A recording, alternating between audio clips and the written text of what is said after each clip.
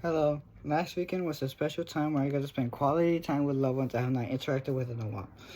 I remember trying to find something to eat on Uber Eats, and I could not find anything we would like to satisfy our hunger or enjoyment. Besides trying to find food, there was also trouble trying to find something new and cool to watch to satisfy our boredom. Whenever we hit a wall, we would stop entirely and we would just talk or completely mind our own business.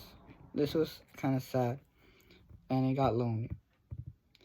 Before COVID 19 was introduced, we would cure our boredom and needs by visiting our family members, friends, loved ones without the risk of making them sick with COVID. We would go to movies, we would eat at local restaurants, and we would go out to the general public without having to worry about getting sick and possibly die from it. Do you remember the last time you visited a family member and went out in the public without having to worry about getting sick? It is no secret that COVID 19 has changed our everyday life routine. We are reminded every time whenever we go outside, since we have to wear a face mask, since we feel the need to carry our hand sanitizer bottles with us every time, and we're reminded each time we are told the social distancing guidelines of 6 feet or more. The COVID 19 has left us with an isolated lifestyle that seems and mentality that seems to not be changing anytime soon. Since we are beginning to adapt this new way of living, people are still yet unaware of the hidden impacts that COVID 19 is still help reinforcing to this day. Does not mean we should give in to the fear and uncertainty and anxiety of COVID 19 due to its isolation, loneliness, and economic repercussions that's given to us. We should continue to learn and grow this new way of life and make sure to remember to become physically active, mentally active, and active in our community health to improve overall health. Today, I will show you that the COVID 19 has left us in a state of isolation that has dampened our physical health and made it harder to improve from it. I want to emphasize the impact of our health for our local businesses and entertainment industry, and lastly, I want to shed light on the impact of our mental health. Movement is effective to improve physical health and mental health, mostly physical health. The coronavirus has dampened our movement and forced us to live on an isolated lifestyle that hinders our physical activity. In fact, in quote, an example, about 3,000 U.S. adults, people who were meeting exercise guidelines, were before pre-pandemic reported an average of 32% reduction in physical activity once social distancing guidelines were into effect. End quote. It is hard enough for someone to become active, or for someone who wasn't active to become active, and now we're seeing people who were active become not inactive. For businesses, a lot of people are going, or since a lot of people are not going outside as they used to or as they like, small businesses are taking big hits. Small businesses, they're taking big hits, and small businesses are going completely bankrupt.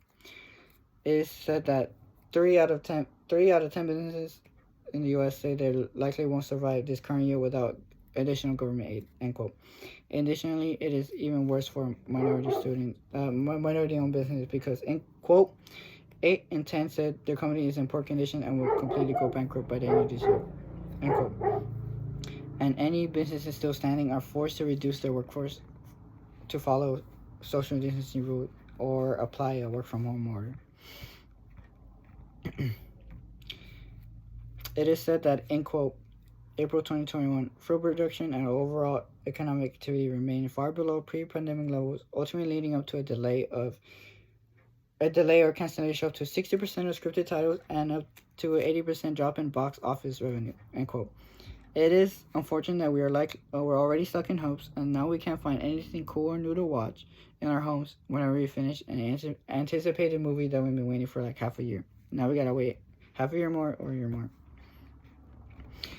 And at this point, people who are inside because they're either scared, unemployed, or working from home is itself in a state of depression. Imagine you finish your one movie or show that you've been waiting for a half a year or a year, and now you can't find anything else interesting to watch after you've been binging all night. What do you feel afterwards? Most people are in a deep of state depression, and not to mention the pandemic is already bringing millions of deaths, economic strife, and halts on social interaction. It is said that an approximate, in quote, 42% of people surveyed in the U.S. are experiencing a state of deep depression or anxiety, and has been increasing by 11% from the previous year, end quote. Though we should not let this information blind us from the fact that we can still enjoy each other's company and still find other things to do. COVID-19 has profoundly changed people's normal routines.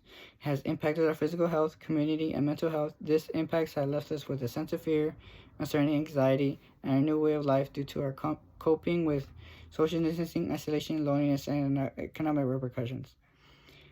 I hope that the next time you see your family members, make sure you spend quality time with them, even if it means just talking to them.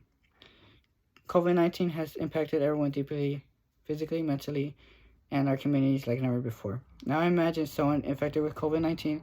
Imagine how much they are suffering like us. Let us take this time as a learning lesson to learn new habits and become more resilient in times of need for others and for ourselves.